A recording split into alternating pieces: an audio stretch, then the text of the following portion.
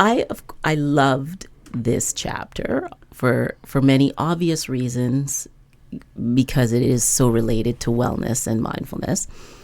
But there was another reason, and I felt like it was speaking directly to me.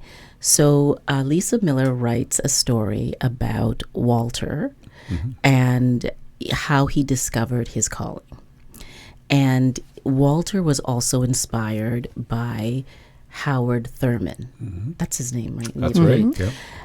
So many years ago, I had come across some of the writings of Howard Thurman, and I felt like it was being poured into me. So when I read that chapter, I thought, I really, outside of my discovery, I really don't hear about this person. So I just thought, this book is meant for me. What did you feel or think when you read about that example of Walter finding his purpose? You just highlighted spectacularly what Lisa Miller talks about in terms of synchronicity. The whole story is about synchronicity, and then you engaging in that demonstrated that synchronicity carried to you as well.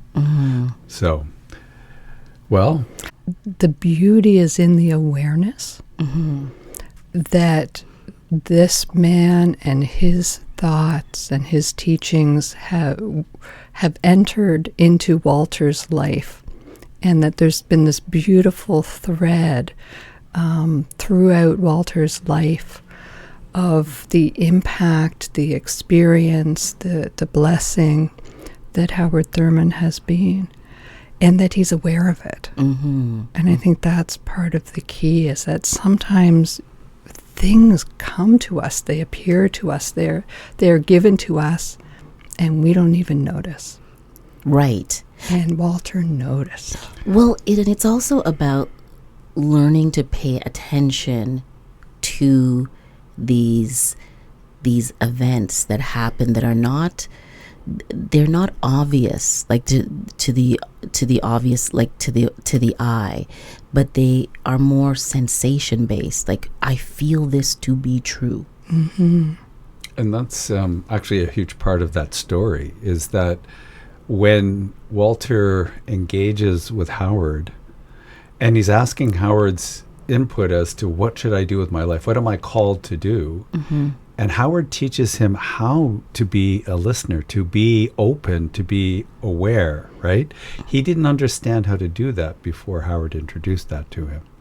And so he tells him, I love how he describes it. He says, you're like a little boy in front of the Christmas tree with all these gifts, and you don't know which one to open first. And all he says to Walter is, just be still, be quiet, and let God speak to you. And whatever voice you hear inside, that will give you that guidance, that direction as to what you're called to do. And throughout his life, he was then open to listening.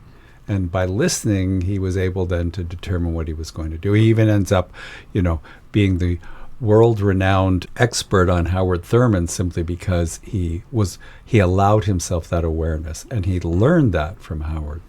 Well, and it's not about being led by the achieving mind. No. Right.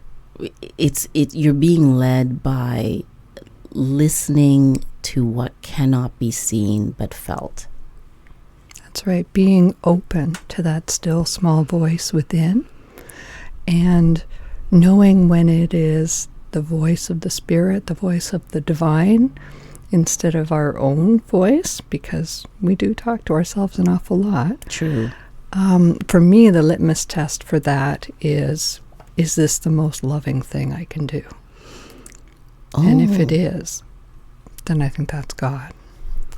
Oh, can you just break that down a little bit? So is this the most loving thing, or is this the most loving response, or is this the most loving way to approach this person? Is that what you mean? Yes.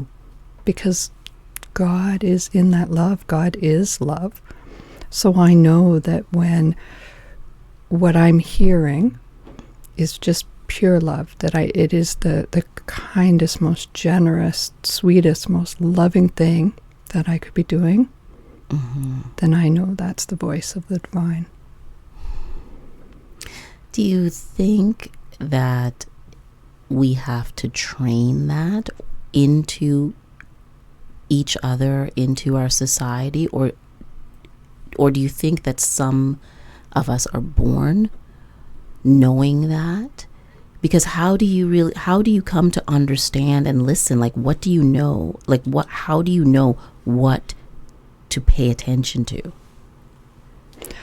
So I do think that we are born with the ability to be open and aware. I think children are often very much more open and aware than adults are. We learn to put the blinkers on and close ourselves to what we want to achieve, to meeting our goals.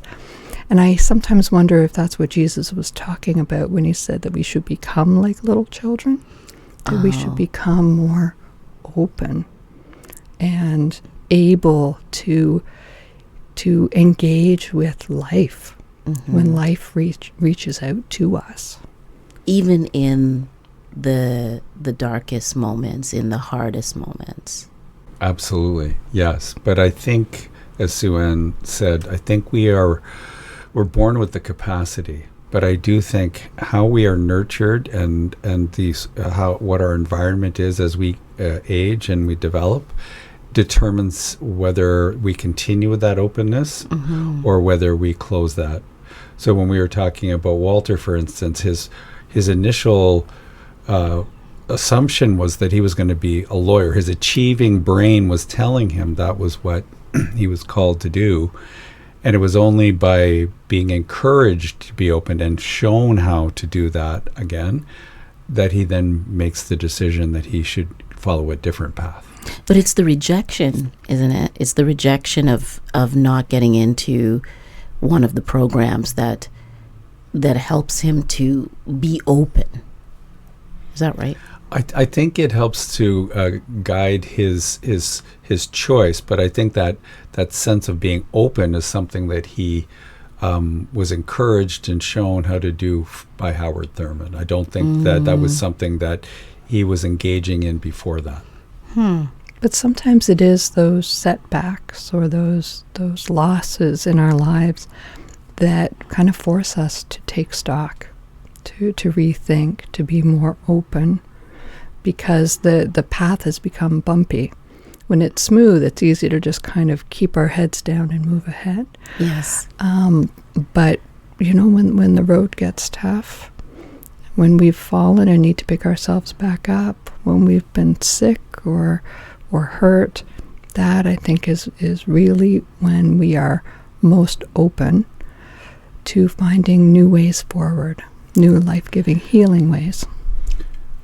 Earlier we told you, because you asked us about our journey toward being priests, and it was us going through some very challenging times that we then took stock. And it wasn't that we decided to do something that we had never thought of before. We had just assumed that that's not what we could do or should do, that we were supposed to be doing the things we were doing, only doing more and doing better and so on. And it was only when we took that stock and said, wait a second, what do we really feel called to do? And that was when that awakened awareness led us down a completely different path.